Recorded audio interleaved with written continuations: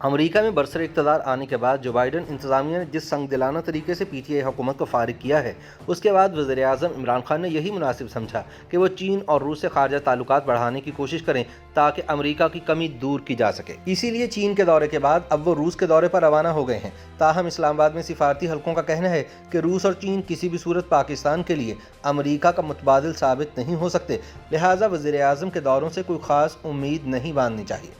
وزیر اعظم عمران خان روس کے صدر ولادیمیر پوٹن کی دعوت پر 23 اور 24 فروری کو ماسکو کا دورہ کر رہے ہیں، جو کہ 23 برسوں میں کسی پاکستانی وزیر اعظم کا روس کا پہلا دورہ ہے۔ تاہم موجودہ عالمی اور علاقائی حالات کے تناظر میں اس دورے کی ٹائمنگ کو نامناسب قرار دیا جا رہا ہے۔ وجہ یہ ہے کہ اس وقت مغربی ممالک اور روس کے مابین یوکرین کے ایشو پر کشیدگی بظاہر بلند ترین سطح پر ہے اور اس میں مسلسل اضافہ ہو رہا ہے۔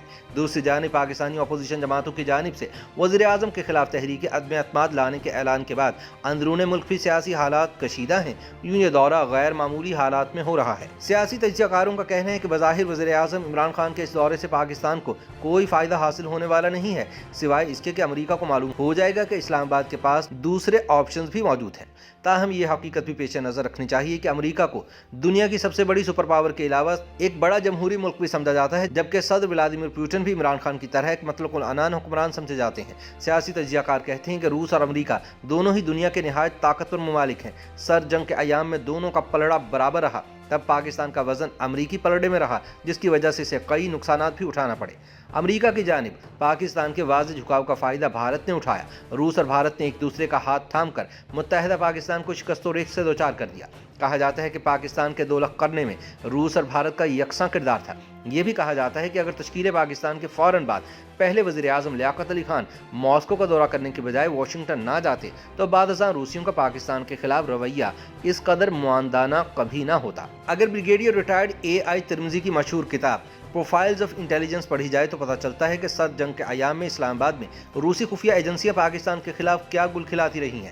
ایک وقت ایسا بھی آیا کہ امریکی خوشنودی کی خاطر پاکستان میں ریاستی سرپرستی میں روس اور روسی کمیونزم کی سخت مخالفت کی جاتی تھی۔ روسی جامعات سے اعلیٰ اور پیشہ ورانہ تعلیم حاصل کر کے پاکستان واپس آنے والے طلباء کو مشتبہ نظروں سے دیکھا جاتا تھا۔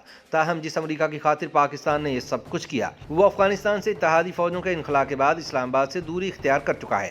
اس لحاظ سے وزیر اعظم کے دورہ روس کو خارجہ تعلقات کے سمت میں بڑی تبدیلی کی علامت کے طور پر بھی دیکھا جا رہا ہے۔ پاکستانی وزارت خارجہ کا کہنا ہے کہ عمران خان کا دورہ روس ایک اشارہ ہے کہ اسلام آباد اب کسی ایک ملک سے جڑنے کی پالیسی ترک کرتے ہوئے کثیر ملکی پالیسی میں دلچسپی رکھتا ہے۔ پاکستان اپنے خطے کی بڑی طاقتوں سے اس امید پر تعلقات کو بڑھانا چاہتا ہے کہ تجارت اور توانائی کی راہداری کے طور پر اپنی صلاحیتوں کا استعمال کرتے ہوئے اپنی معیشت میں بہتری لا سکے۔ تاہم عمران خان کا دورہ ماسکو ایک ایسے موقع پر ہو رہا ہے جب مغربی ممالک اور روس کے درمیان یوکرین کے معاملے پر کشیدگی میں مسلسل اضافہ ہو رہا ہے۔ مبصرین کا خیال ہے کہ اس سے یہ اشارہ بھی جا سکتا ہے کہ پاکستان امریکہ مخالف اور مغرب ممالک اتحاد کا حصہ بننے کی کوشش کر رہا ہے۔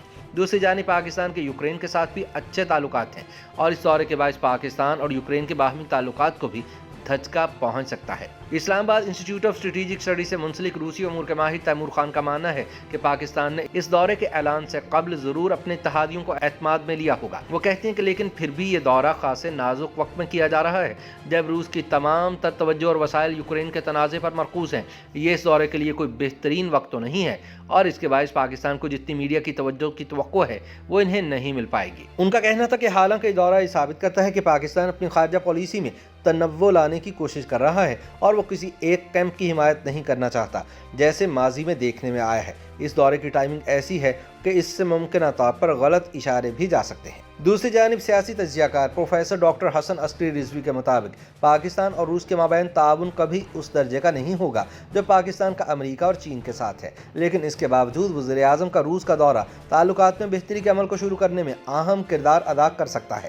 یہ دورہ ایسے موقع پر ہو رہا ہے جب روسی افواج یوکرین کی سرحد پر تعینات ہیں اور مغربی ممالک کے روس کے ساتھ تعلقات انتہائی کشیدہ ہیں۔ روسی امور کے ماہر تیمور خان کے مطابق جب روسی صدر ولادیمیر پوٹن نے سن 2014 میں پاکستان پر عائد کردہ یک طرفہ پابندیوں کو ختم کیا تو اس سے دونوں ملکوں کو قریب آنے میں مدد ملی۔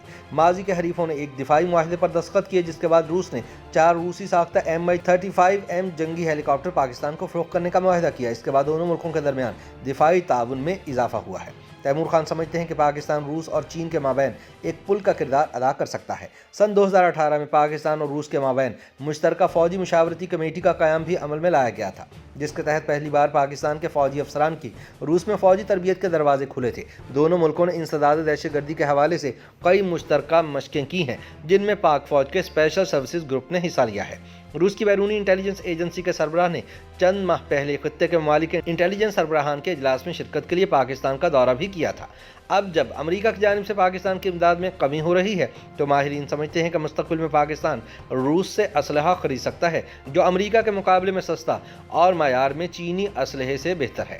پروفیسر حسن عسکری سمجھتے ہیں کہ واشنگٹن اور اسلام آباد کے تعلقات میں تناؤ اور بد اعتمادی نے ایک ایسا خلا پیدا کیا ہے جسے بیجنگ نے پر کیا ہے، اور اب روس بھی اس خلا کو پر کرنے کے لیے آگے بڑھ رہا ہے۔ پاکستان اور روس نے اعتماد سازی کے لیے کچھ چھوٹے اقدامات کیے ہیں، لیکن اس کے علاوہ ابھی تک دونوں ملکوں کے درمیان تعاون میں کوئی بڑی پیش رفت نہیں ہوئی۔ لہٰذا وزیر اعظم عمران خان کا دورہ روس علامتی طور پر تو اہمیت کا حامل ہے، لیکن عملی طور پر اس سے فوائد حاصل ہونے کا امکان نہیں ہے۔ YouTube پر گوگلی نیوز دیکھنے کے لیے youtube.com کی سرچ بار میں googly news T V type کریں۔ گوگلی نیوز کے پیج پر سرخ رنگ کے سبسکرپشن والے بٹن پر کلک کرنا نہ بھولیے۔ YouTube پیج پر اپلوڈ ہونے والی ویڈیوز سے باخبر رہنے کے لیے بیل آئیکن پر کلک کیجیے۔ آپ کو ہر نئی ویڈیو کے بارے میں نوٹیفیکیشن موصول ہو جائے گا۔